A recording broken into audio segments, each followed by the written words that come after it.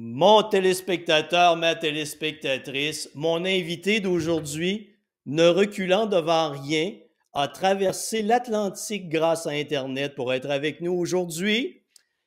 Il est passé de l'état de gros dodu à marathonien, à podcasteur professionnel, à coach et mentor dans le domaine du podcast. J'ai eu le plaisir d'être interviewé sur l'un de ses podcasts il y a quelques années. Je le suis sur LinkedIn. J'adore sa manière de parler de son travail, d'inviter les gens à s'exprimer, ses réflexions sur la vie. C'est pour ça qu'il est avec nous aujourd'hui. Bertrand Soulier, bienvenue. Le Québec te salue.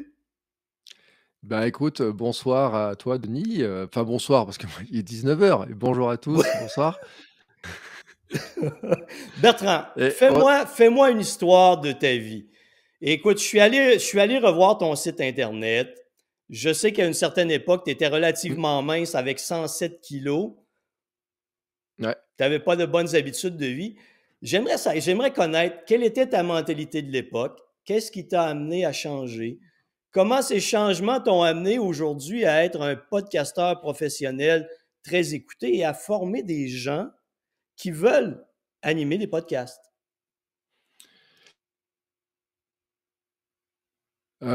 Tu veux l'histoire ou l'histoire longue? Ah, l'histoire longue, on a tout le temps dont on a besoin. OK, l'histoire, longue, c'est que j'étais, dans ma jeunesse, j'étais un sportif, comme, tu vois, je faisais du foot, du tennis et plein de sports et puis j'ai eu quelques épisodes qui m'ont fait arrêter le sport et je l'ai carrément arrêté autour de mes 25 ans. OK. Mais vraiment, vrai. Et j'ai mangé, avec un équilibre alimentaire qui était royal. Mais alors, je vais même te dire mieux, c'est que j'ai habité pendant, 6 ans au-dessus d'un Quick et en face d'un McDo. Alors Quick, si vous connaissez pas, c'est comme si j'avais habité, dans Burger King et entre Burger King et McDo, en fait, tu Tout vois? pour, tout pour Donc acquérir de ce qui bonnes fait que quand habitudes de je vie. exactement, c'est-à-dire que quand je savais pas quoi manger, le truc, c'est que c'était plus facile encore de descendre 3 escaliers. En plus, ils ont rajouté un ascenseur à la fin, donc je peux même y aller en escalier et je vais te raconter une anecdote parce que comme ça vous allez tous comprendre le truc. J'étais, à un moment donné, je travaillais en plus pas très loin du bureau, mais de la maison et le bureau, c'était genre 300 mètres à pied, tu vois? 300 mètres à pied, donc hop, j'y allais et j'avais une espèce d'habitude qui était je rentrais à la maison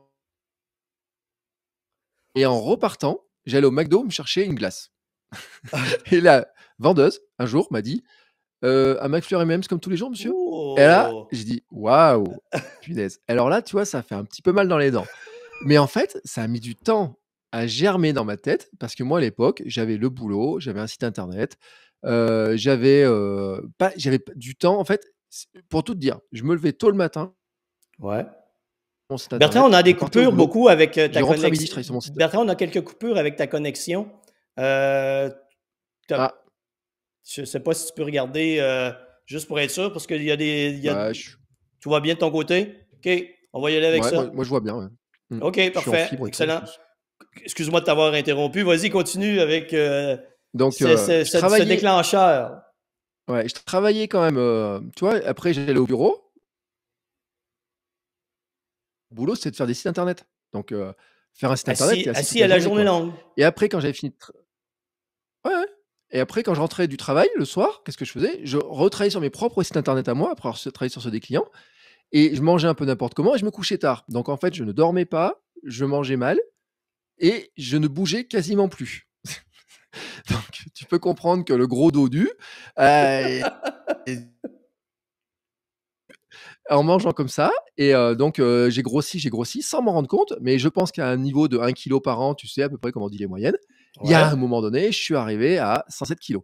En plus, il Wow. s'est rajouté un épisode à un moment donné, c'est que j'étais harcelé au boulot par mon chef et donc j'ai fait des épisodes, j'ai été arrêté en arrêt maladie pendant 5 mois, j'ai eu des antidépresseurs, je bougeais plus de la maison, j'étais en arrêt maladie,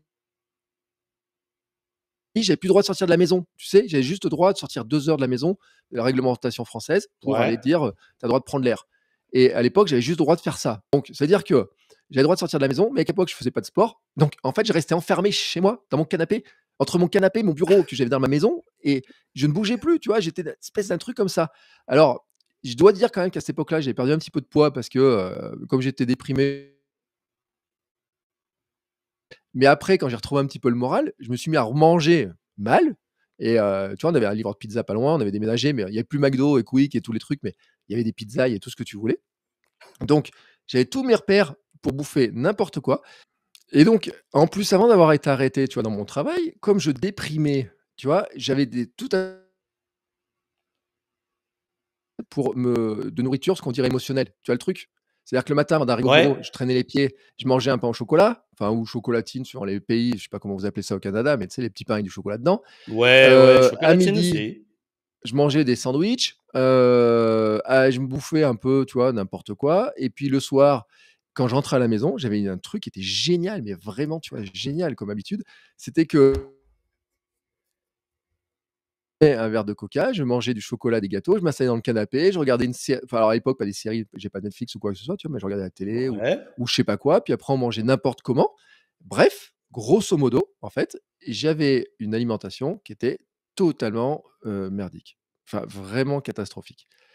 Plus aucune activité ouais, et j'avais essayé de reprendre le sport un peu en me disant: «Tu sais un jour j'ai dit: "Je vais aller courir quand même pour voir ce que j'arrivais pas à courir et le truc en plus qui était vraiment, hallucinant, c'est que j'avais lu un article d'une américaine qui disait: «Moi, je cours pour manger du chocolat» et moi, tu sais, j'ai appliqué le concept, mais à la lettre. C'est-à-dire que je me dis: «Si je vais courir 10 minutes, je peux bouffer du chocolat» et donc je me suis mis à manger plus de c'est chocolat, une extraordinaire réflexion, Bertrand. excellente et je te jure, excellente dans un bouquin, je sais pas où j'ai vu ça et alors à l'époque, c'est exactement ce que tu décris dans tes livres et tout, c'est-à-dire que je m'épuisais à courir, donc je rentrais, j'étais totalement déprimé, je me balançais un truc à boire, du coca pour reprendre des sucs, de l'énergie, tu vois? Enfin, j'arrivais pas à courir et j'ai même un jour arrêté. Tu sais, j'avais quand même des bonnes intentions, tu vois et tout. J'avais même ouvert un blog sur la course à pied à l'époque pour me dire: «Peut-être que ça peut me motiver», tu vois? C'était un précurseur du Ouais, podcast et je testais les applications et un jour, il y a une banque qui me propose de faire un marathon, marathon de Paris. Je leur dis: «Non, mais vous êtes fous, moi je peux pas courir comme ça et tout» et puis, il y a notre site qui me dit: «Bah, tiens, tu as qu'à tester notre application» et moi, je pars en vacances, je la teste et ce jour-là, je cours sur la plage et cette application, il y a des consignes audio qui dit: OK. accélère, ralentis». J'étais à Gruissan, la plage, magnifique, lever de soleil et tout, tu vois? Dans le sable et l'application, elle me dit, «Accélérer». Garde mon téléphone ou non, mon iPod mini que j'avais à l'époque, parce que j'avais un truc Nike+ avec pod et je regarde mon truc et je lui dis: «Tu me fais chier». Je l'ai regardé comme ça, je l'ai balancé, j'ai dit: «Toi, tu me fais chier». Après, je l'ai repris, j'ai mis dans ma poche et j'ai pas recouru pendant des années, OK. mais vraiment pendant des Ça avait années été une expérience et exceptionnelle. ah ouais, c'était génial, tu vois? Et j'ai continué à bouffer n'importe comment, donc un jour, je me suis retrouvé à ces fameux 107 kilos qui ont été mesurés en plus, tu sais, c'est drôle parce que, il y a une marque de balance, marque d'objets connectés en France. Comme j'avais un blog, j'ai ouvert un autre blog qui s'appelait Mon blog de mec OK. et en fait, je me suis mis à tester des trucs. Tu vois, le blog pour dire, c'est ma crise de la trentaine, tu vois, à peu près dans ces zones-là, tu vois, dans autour de 30-35 ans. Je me suis dit: «Il faut que je reste un peu séduisant, je vais m'acheter du parfum». J'ai des cernes, donc je vais tester tous les anti-cernes. J'étais devenu testeur d'anti-cernes, tu vois? Tous les anti-cernes, au lieu de dormir, moi je me faisais OK. des tests anti-cernes. J'ai testé les crèmes beauté, j'étais partenaire de marques, qui faisaient des crèmes beauté. Et je peux te garantir tous les anti et je faisais des photos en zoom, tu sais, pour montrer qu'il y avait 3 billes glacées, tu mettais là, ça t'enlevait les cernes ou pas et le truc et cetera. Wow! Et donc cette marque m'envoie une balance connectée et en fait, pour me dire: «Bah, tiens, ça vous intéresse pas de la tester?» Je dis: «Bon». Et donc le poids, il faisait qu'augmenter jusqu'à ces fameux 107 et c'est pour ça que je me rappelle que je fais 107 kilogrammes. Parce que en fait, c'était la balance, a enregistré ce truc-là et depuis, en fait, j'ai toujours les mêmes balances, la même marque et tout. J'ai changé, tu vois, de la balance a changé et tout, j'ai déménagé, mais en fait, j'ai gardé la même marque pour avoir tout l'historique et j'ai vraiment tout OK. l'historique de l'évolution du poids, tu vois, tout comment ça a changé et donc là, tu te retrouves en gros dodu,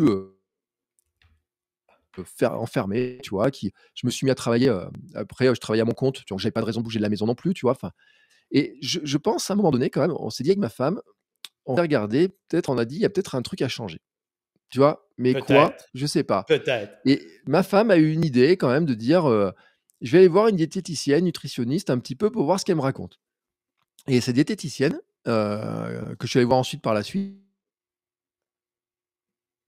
elle lui a dit un truc. Elle lui a dit: «Vous allez tenir un journal alimentaire, madame, et on va regarder ce qui se passe». Et donc ma femme a tenu le journal alimentaire de ce qu'on mangeait, et Ouais. tout. Et elle lui a dit: Va peut-être falloir arrêter de manger comme une adolescente maintenant ou une étudiante. Il va peut-être falloir devenir adulte». Et là, ma Oh! femme, elle est rentrée. Elle dit: «Bon, on va essayer de changer des trucs». Et donc elle a commencé à changer son alimentation pour elle. Et moi, je lui ai dit: «Écoute, Ouais. je te laisse pas dans ton coin, je fais pareil». Mmh. Et à un moment donné, ma fameuse balance, je remonte dessus et il y avait 3-4 kilos de moins. Je dis: «Waouh, attends, continue». J'ai acheté une montre qui compte les pas, tu sais, hop, la même marque Ouais. d'ailleurs, qui compte les petits pas et Ouais. tout. Je me suis dit: «Bah, tiens, attends, on va voir». Hop, je me mets à faire un peu marcher. On partait en vacances, on faisait nos 10 000 pas par jour, tu vois et tout. Je courais pas, tu vois, comme ça, mais je me suis dit: «Tiens, ça commence un petit peu à bouger cette histoire-là». Et après, à la rentrée, et me suis dit: «Je vais m'inscrire au sport». Tu vois? Je me dis: «Dans des salles de sport». Et là, il y avait, j'ai fait du fitboxing, donc taper sur des gros trucs de boxe. Ouais. J'ai fait du HIIT et j'ai fait de la natation. Tu vois? J'ai 3 OK. soirs, pas d'enfants et tout. Tac, 3 soirs, 4 soirs même parce que j'avais, 2 séances de fit, HIIT et natation. Et à l'époque, tu sais, j'ai fait un test de course, comme ça, je suis allé courir. Franchement, j'en pouvais plus, quoi. Tu sais, j'étais mort et tout, ça j'en pouvais plus du tout. Et de fitboxing, c'est Ouais. une baraque, tu sais, avec des gros muscles et tout. Et j'étais toujours au premier rang, tu sais, il y a toujours ceux qui se planquent. Même en payant, ils vont se planquer. Et moi, j'étais au premier rang, tac, tac, tac, transpirant. À chaque fin, je faisais un selfie pour montrer qu'en fait, tu sais, pour regarder mes traces et tout. Il y Ouais, avait un ouais, journal de ouais, ce que je ouais. mangeais, de ce que je faisais comme sport, mes calories dépensées. Je faisais mon selfie, puis il me voit et tout. Il me dit: «Putain, t'es en train de changer, non?» Ben, je lui dis: «Je sais pas». Et je lui dis Il me dit: «Tu couru une fois?» Je dis: «Bah ouais, il y a quelque temps, j'ai couru, c'était catastrophique». Il me dit: «Bah va courir». Et c'était un début décembre, une année. Je vais courir et je prends le truc et d'un coup, j'ai l'impression d'être un coureur kényan.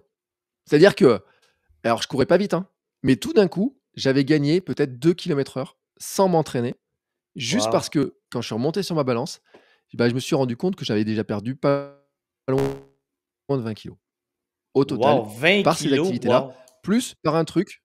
Ouais, qui était le changement d'alimentation, qui était le changement le matin, je faisais aussi, tu sais, les 7 minutes de sport. Chut, tac, tac, tac, tac, Oui, tac, ouais, tac, ouais. tac. Le truc comme ça tous les matins, je faisais des pompes, du gainage, j'essayais, je me suis dit: «Ah, je vais avoir des abdos et tout», enfin, tu vois et tout. Et puis donc j'ai fait ce test et puis je vais voir mon coach, je lui dis: «Putain, mais» je dis: «Il y a un truc qui est c'est fou ce truc». Il me dit: «Ben, moi je serais toi, je continuerai à courir un peu et puis on va continuer à faire ce que tu fais et tout comme ça». Et en fait, quelque temps après, j'ai vu il y avait un trail qui était organisé juste à côté de la maison et je me suis dit: «Et si j'y allais?» Mais là, je te jure, j'ai une pétoche. Le jour où je vais chercher le dossard, Ouais. je dis au gars, il me dit: «Vous savez courir et tout? Enfin, vous vous entraînez beaucoup?» Je fais: «Bah, je me suis entraîné pour venir». Je dis: «Mais je suis pas sûr, je crois pas que j'arriverai à les faire. Mais comme le truc, il passe devant ma maison, si jamais je suis fatigué, je poserai le dossard et je rentrerai chez moi et je vous appellerai pour dire: "Je suis dans mon lit, je suis mourant".» Il me dit: «Non, vous inquiétez pas, vous allez finir tranquillement, ça va bien se passer, tout va bien se passer» et cetera. Et j'avais la pétoche. La veille, je suis allé acheter des chaussettes. Je me suis dit: «Ah, il me faut une poche à eau, tu sais, parce que je vais avoir soif pendant 13 kilomètres et tout». Enfin, des trucs, la veste, j'avais acheté un pantalon pour courir, tu sais, pour avoir l'air d'un coureur, tu vois, des chaussures de trail, épaisses avec des grosses semelles et cetera, tu vois? Mais j'avais investi et j'ai dit: «Je sais pas si j'y vais». Et j'ai une ancienne copine du boulot, une ancienne collègue qui faisait un peu de trail et qui me dit: «Écoute, si tu y vas, je viens avec toi. Comme ça, tu auras quelqu'un OK. pour t'accompagner». Et je lui dis: «Bah, écoute, ça c'est cool, hein, merci, hein». Et elle le sait pas sur l'instant, mais heureusement parce que sinon j'y allais pas et tout, je le faisais peut-être pas. Et elle me dit: «Tu sais», je lui dis: Ça se court comment ces courses-là?» Bah, elle me dit: Tu regardes les autres partir, puis nous on va courir et on verra ce qui se passe». Laisse Et aller je lui dis: les «Mais autres. comment?» Bah, elle me dit: «Bah, on va courir à une moyenne de 9 km/h». Et je dis: «Bah, écoute, si tu veux». Je dis: Je sais pas ce que ça fait trop et tout». Et donc le coup de ce truc est de départ et d'un coup tout le monde part. Wouh! Je dis et là je la regarde, je dis: «Tu sûr?» Elle me dit: «Oui, t'inquiète pas et tout». Et effectivement, parce qu'après la première montée, hop, tout le monde, rétamé, tu sais? Alors les premiers sont arrivés super vite. Ouais. Et nous, on a fait la course tous les 2 ensemble comme ça. Et en plus, j'ai des belles photos, tu vois? Il y a un passage et cetera. Je fais un petit selfie, tu vois? Et je dis: «Ah, tac», et j'immortalise le truc et tout. Et j'arrive à la je me dis: waouh, ça c'est cool quand même de faire des courses, des dossards et tout, tu vois? J'avais oublié ce que c'était parce que j'en avais pas fait à part, tu sais, dans la jeunesse, les crosses et tout. Et ce jour-là, quand même, j'ai dit: «Punaise, là, ça vaut le coup», tu vois? Les efforts que j'ai faits, je me suis senti super bien, en fait.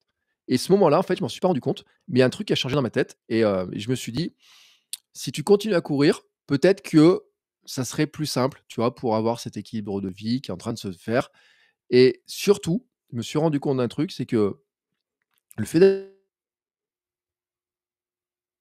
ça m'a foutu la pétoche et comme ça m'a foutu la pétoche, je me suis préparé et donc qu'est-ce que j'ai fait? Et ben, j'ai pris un autre dossard en me disant: «Puisque je vais avoir la pétoche de faire une autre course, je vais me préparer» et donc je vais me fixer un Ouais. calendrier en disant: «Tous les 2-3 mois maximum, tu fais une course pour t'obliger à courir» parce que tu es pas un coureur, en fait, tu vois? Moi, je sais pas courir, je sais pas j'étais pas un coureur et tout et donc j'ai fait ça et donc par exemple, pour mes 40 ans, je me suis offert un 10 kilomètres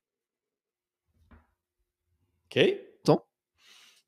nickel et on y allait avec ma femme, on a fait la reco et tout, de la course parce elle voulait passer dans les 10 kilomètres en moins d'1 heure, tu vois? Elle avait la trouille de ça et on pensait qu'on allait arriver dernier et tout et alors on a failli arriver dernier parce que moi je savais pas, on est parti tout au fond de la course, vraiment très loin et tous les autres sont partis et ce jour-là, en fait, je me suis mis à doubler tout le monde, tu vois? Plein de gens, il y a des gens que je connaissais, qui me connaissaient un peu, qui disaient: «Allez Bertrand, joyeux anniversaire et tout», tu vois? Je suis «Putain mais»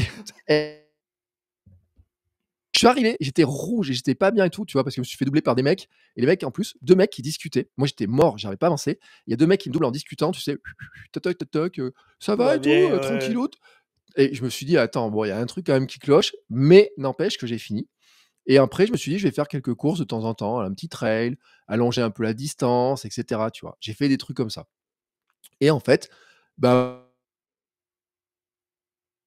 arrivé à un moment donné où tu vois, je courais, j'avais trouvé ce rythme de vie, d'équilibre et tout et puis un jour en 2017, en avril 2017, je m'étais fait un truc et là, franchement, tu vas foutre de ma gueule, mais c'est pas grave, hein.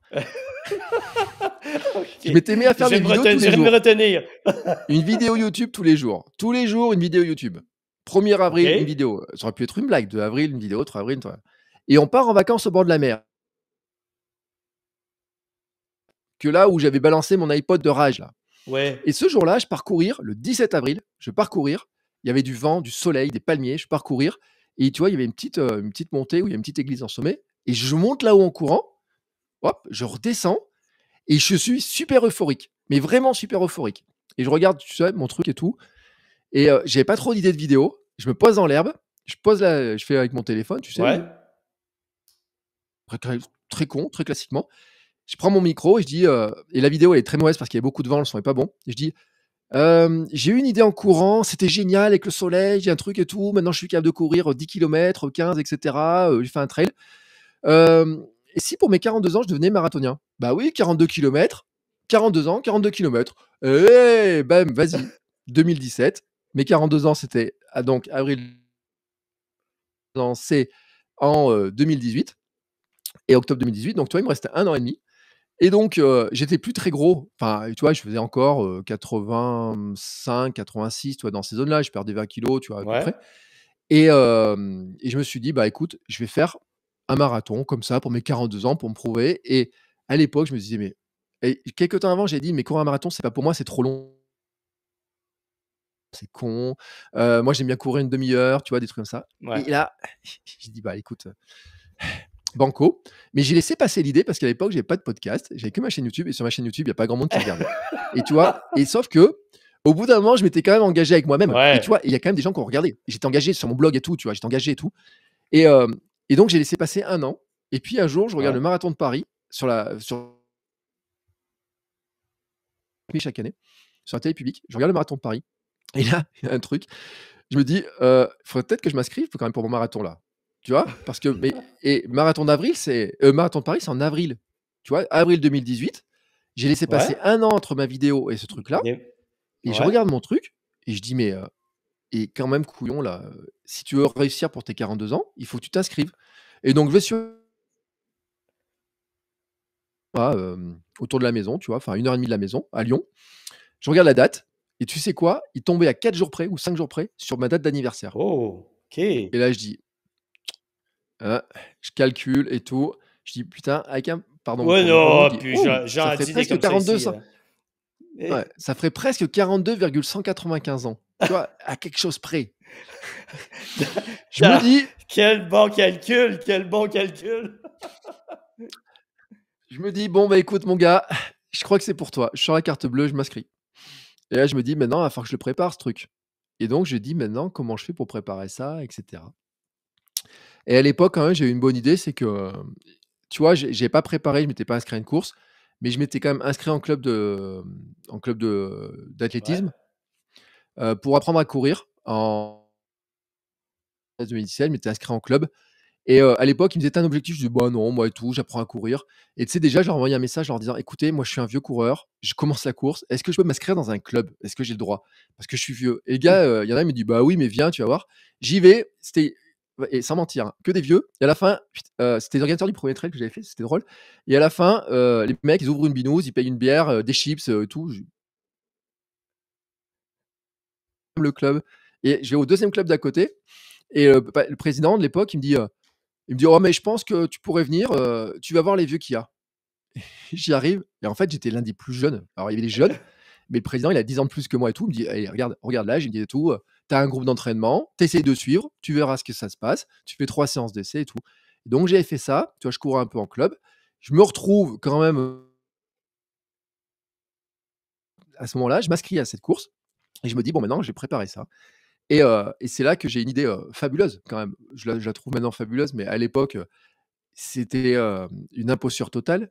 C'est que j'avais fait déjà du podcast, tu vois? J'avais déjà un premier podcast ouais. et je me suis dit: «Bon écoute, tu t'es inscrit au marathon de Lyon, tu as la trouille, tu penses que tu vas pas réussir, tu penses que tu sais pas courir, ça va être un peu galère.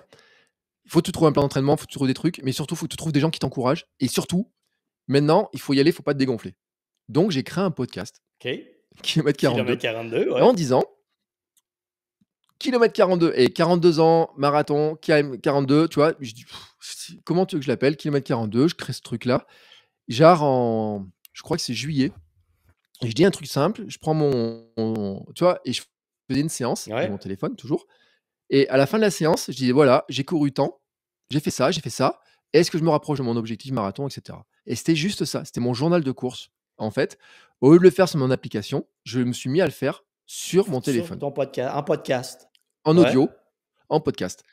Et donc, bon an, mal an, je fais mon premier truc, tac, tac, je fais une première re je fais une première séance, 2 séances, j'ai pris un plan, bien, tu vois, sur internet.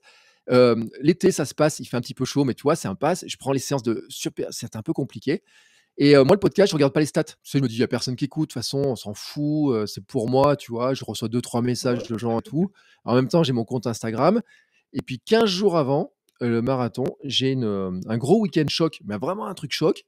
Il y avait 42 bornes à faire en 2 fois, 15 OK.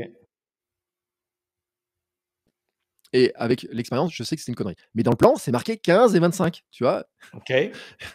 Bam et bah, le dimanche matin, à 15 jours de la course, je pouvais plus marcher. Le lundi matin, tu vois? Je fais les 42. Le lundi matin, tac, plus rien.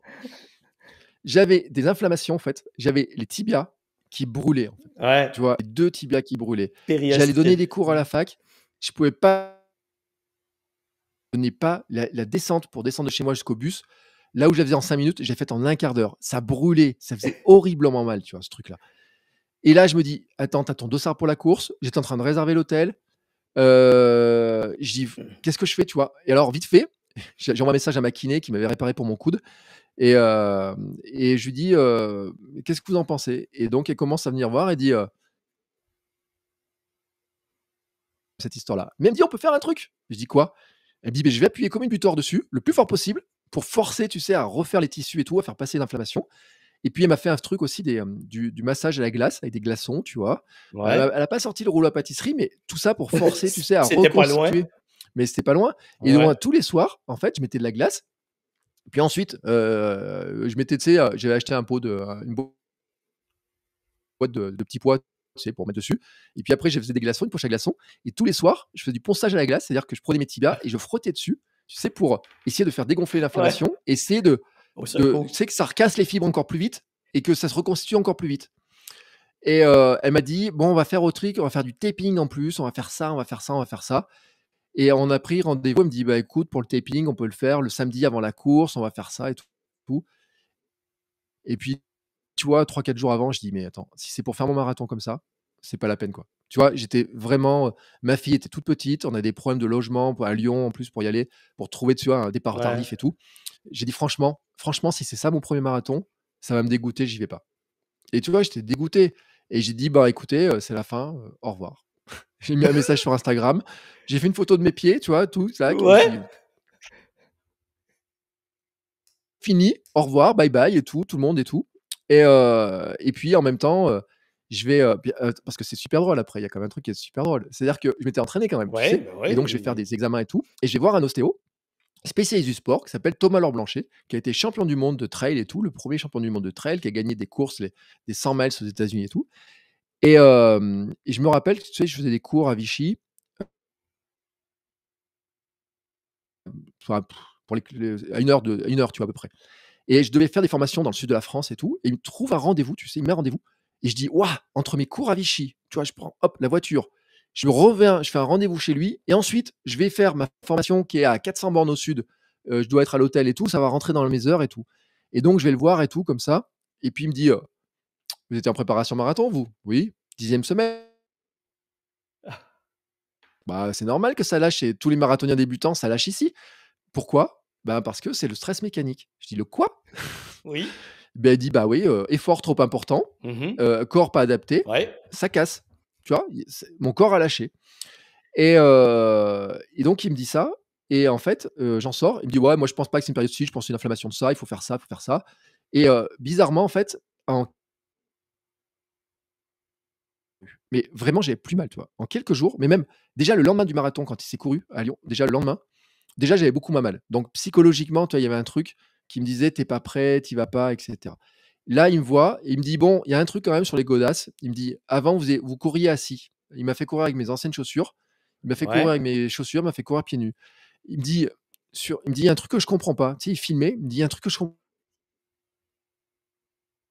Quand vous courez pieds nus, mais qu'est-ce que vous avez une foulée qui vous êtes bien. Quand vous Ouais. courez avec ces chaussures-là», alors avec, une chaussure, je peux dire la marque ou pas? Oh ouais, ben oui, Ouais, des absolument. Altra. Tu vois, j'ai des Altra, mais qui était un modèle un peu épais. Il m'a dit: «Vous courez pas si mal que ça, mais pas tout à fait».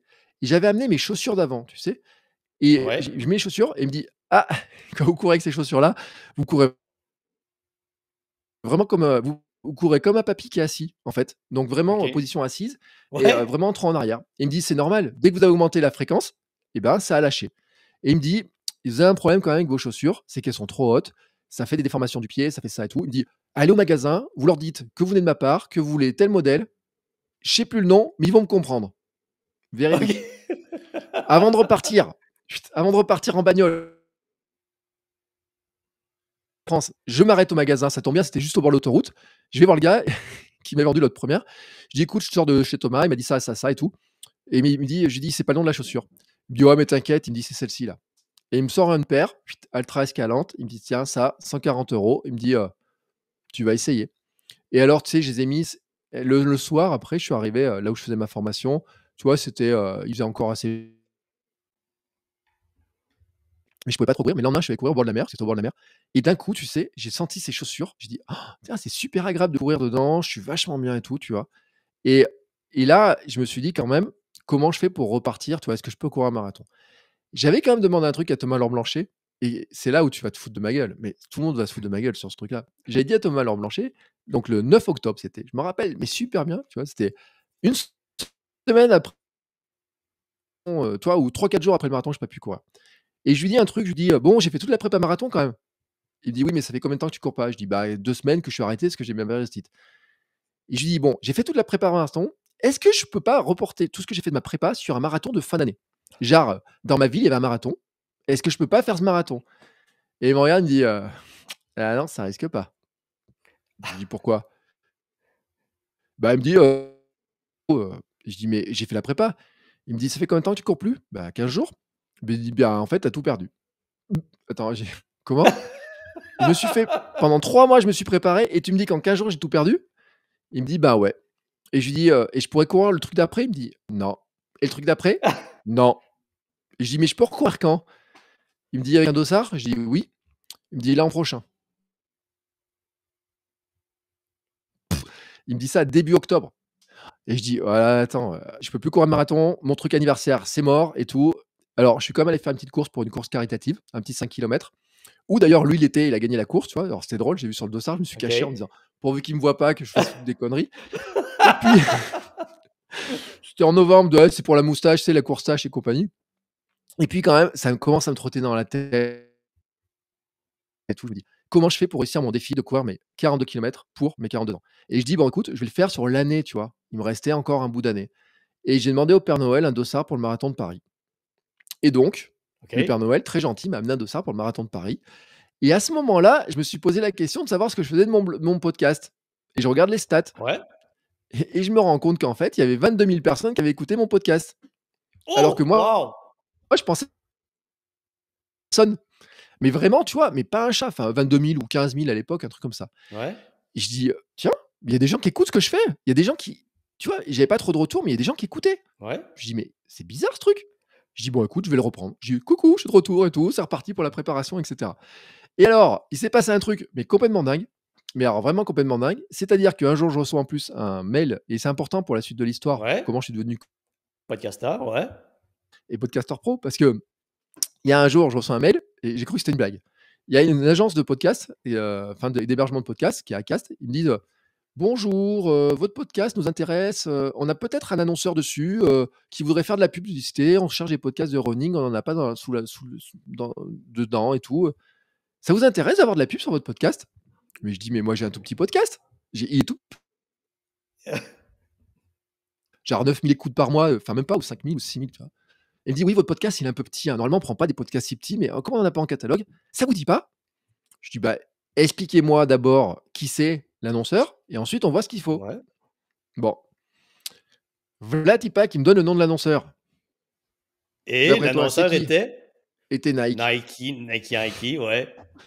Et donc, C'est dur de dire non, hein? ils me donnent le truc, ils me disent je dis: «Mais pourquoi?» Il me dit: «Ah, pour leur application, pour faire courir les gens et tout». Et je dis: «En plus, c'est cool, c'est j'ai même pas besoin de parler des chaussures». Ça m'arrangeait bien parce que par rapport à moi, les Nike, je rentre pas le pied dedans, en Ouais. fait. Et je leur dis: «Mais comment vous voulez que je refuse ça?» «Bien sûr que j'accepte». Et donc j'ai déménagé mon podcast, on a fait le déménagement du podcast et cetera. Et puis va-t-il pas que je me retrouve à faire des annonces: «Bonjour, si» et tout, télécharge l'application Nike truc et cetera et tout. Et ils me font un chèque, bam, 6 000 € je sais pas combien. Je dis: «Ah ouais, OK. attends, il y a un truc qui change», tu vois? Il y a un truc, c'est pas possible. Bon, toujours est-il que j'ai réussi, j'ai changé ma prépa C'est quand marathon. même bien pour un podcast, hein? Ouais et c'est cool, hein, franchement. Surtout que moi, je continue à faire mes épisodes. Ils m'ont juste demandé de faire des petites capsules audio, tu vois? Pas grand-chose. Et puis j'ai fait mon marathon et courir, Ouais. marathon de Paris. Donc je suis devenu marathonien en 2019, le 14 avril 2019. Je me rappelle bien parce que ma fille avait 15 mois ce jour-là, c'était les 15 mois de ma fille. Donc on était partis en famille et tout, j'ai retrouvé ma sœur, Ouais. et c'était toute une préparation parce que ma fille toute petite, tu vois, pour s'entraîner, me c'est passé crème, hein. Enfin, l'entraînement, tu vois, courir 4 fois par semaine. J'ai modifié ma foulée de course, j'ai tout modifié, j'ai tout fait et je suis devenu marathonien comme ça et avec un podcast qui parle de marathon alors que débutant et sponsorisé maintenant. Wow. Qu'est-ce que je te Et dis d'autre? là, c'est pas le Tu seul l'histoire podcast. complète. Ça, c'était ton premier podcast, Kilomètre 42. Mais ce que j'ai bien compris, c'est que tu as créé d'autres podcasts par la suite. Alors en fait, c'est le deuxième podcast. Le premier podcast s'appelait Votre coach web. Maintenant, il s'appelle, Ouais. Crée ta vie. OK. Après, il est passé par La vie créative et Crée ta vie. Pour tout te dire, en fait, il y a 600 soit épisodes, hein, Je sur t'ai Crée ta vie. perdu, Bertrand, là-dessus. Il y Kilomètre a 42, on est combien de environ personnes, t'as dit? sur lequel? Sur Crée ta vie? Ce que tu viens de dire. Là. Ouais. Ouais, il y a pas grand monde, heu, bah, en fait, il y a entre 400 et 500 personnes qui écoutent, les épisodes. À une époque, je publiais tous les jours, donc j'étais numéro 1 de la OK. catégorie marketing. Tu vois? En publiant tous Wow. les jours. J'ai fait 500 épisodes en quotidien, c'est-à-dire 7 jours sur 7. Wow. Tac, je publie. Deuxième jour, je publie. Troisième jour, je publie. Et j'ai dit: «Je vais faire le plus longtemps possible». Il y a juste le jour de la naissance de ma fille, j'ai dit: «Ouais, je vais arrêter», tu vois? 2 semaines avant, je dis: «J'arrête». Et puis je me suis rendu compte au bout de quelques temps que ma fille, elle dormait beaucoup. Un bébé, ça dort beaucoup et que j'avais beaucoup de temps, en fait. Et donc j'ai repris le podcast et j'ai fait comme ça, pendant plusieurs années. Après, j'ai fait 5 jours sur 7, etc. Et donc, je suis arrivé, je peux pas te dire un truc, il doit être à 700 000 écoutes, un truc comme ça, le podcast, tu Wow! vois, dans ces zones-là, au total. Il a fait à peu près ça. Vraiment au total. Parce qu'après, j'ai changé des hébergeurs, tu vois, il y a eu des déménagements, il y a des trucs comme ça.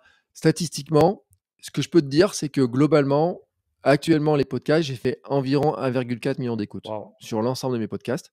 Parce que, donc, il y a Kilomètre 42. Et puis, tu sais, moi, j'ai continué ma carrière de coureur. Ouais? Hein. J'ai pas fait que ça, quoi. Je me suis un peu enflammé. J'ai dit, bah maintenant, qu'est-ce que je vais faire? Et j'avais un podcast à nourrir quand même. Hein. Et un compte, tu sais, j'ai eu mais peut-être 1000 personnes qui ont aimé ma photo du marathonien, tu sais, sur Instagram, qui ont dit, Ouais? waouh, bravo et tout. Et tu sais, là, j'ai commencé à me prendre pour un. Bah, tu sais, moi, quand j'étais gamin, je voulais être un champion. Je me prenais pour les champions cyclistes, pour ceux qui gagnaient Roland Garros, tu vois, Ouais, la Coupe du ouais, ouais. Monde, Platini, enfin, tous les trucs comme ça, quoi. Et donc, je reproduisais tout ça, tu sais, quand j'étais gamin. Et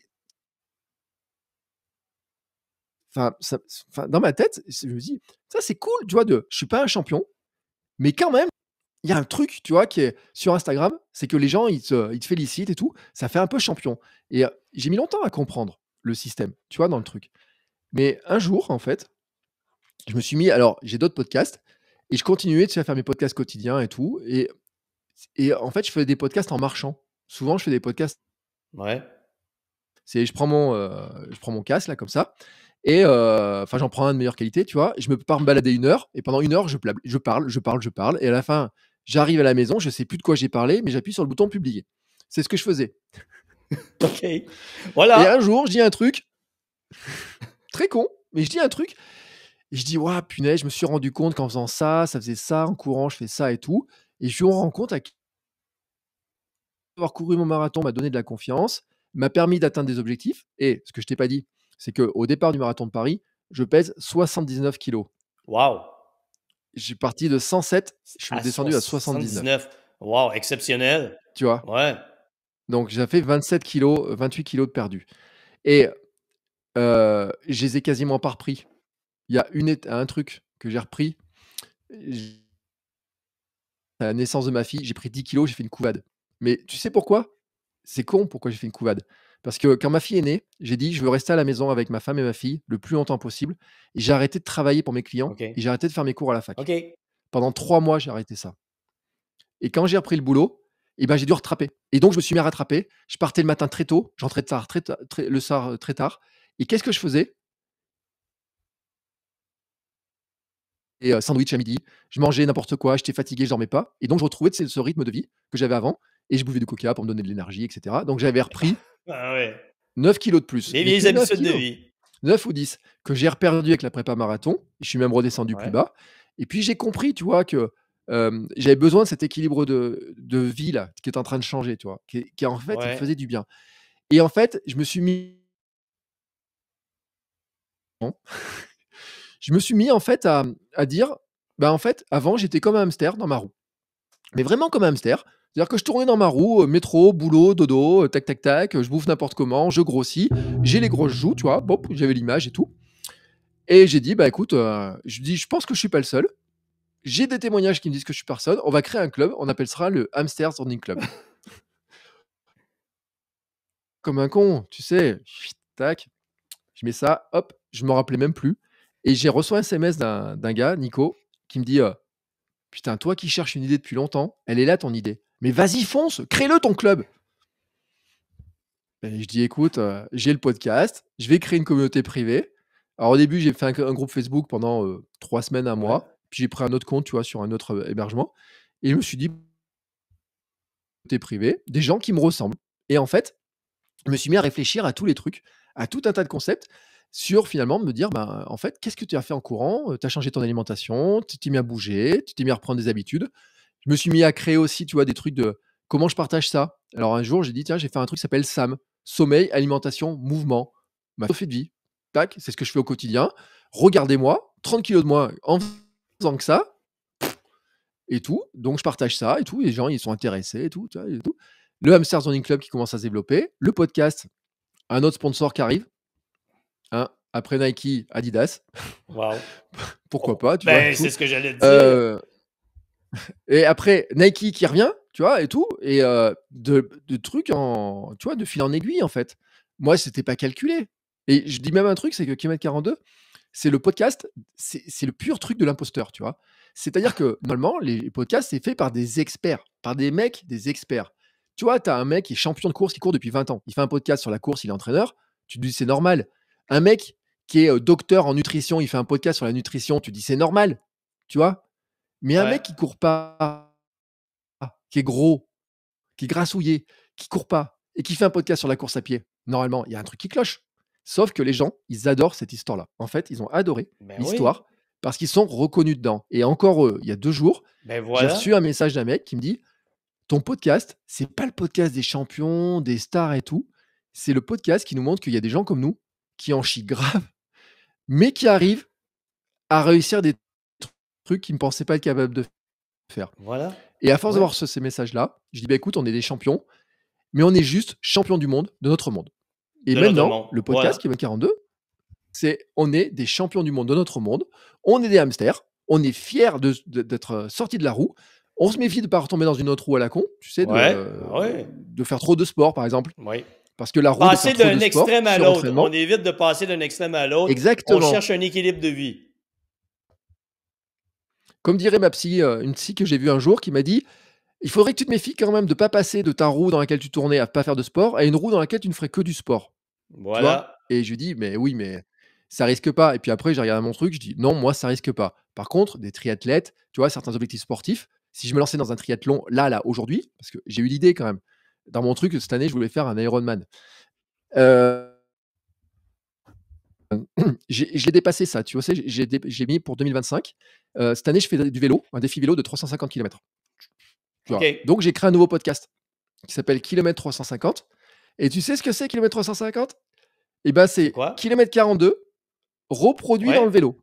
Comment un mec de OK. 46 ans, qui n'a plus fait de vélo depuis 3 4 ans, qui a jamais fait de cyclisme, qui a fait une course de VTT dans sa vie, quand il avait 18 ans, donc il y a 26 ans ou 28 ans de ça, se met à faire du vélo. Et ben écoute, et mon objectif, c'est de faire 350 bornes dans un week-end. Et ben écoute, banco, je dis: «Je vais créer un podcast» et je raconte mon histoire, comment j'ai fait ci, comment j'ai fait ça, et c'est reparti, et vraiment dans le truc, et les gens me disent: «Eh ben, je me reconnais, dis donc, et histoire de moi, il y a, de ce que j'ai fait quand j'ai commencé le vélo, et cetera». Donc tu vois, la boucle est en train de se reproduire Ouais. vraiment de la même manière.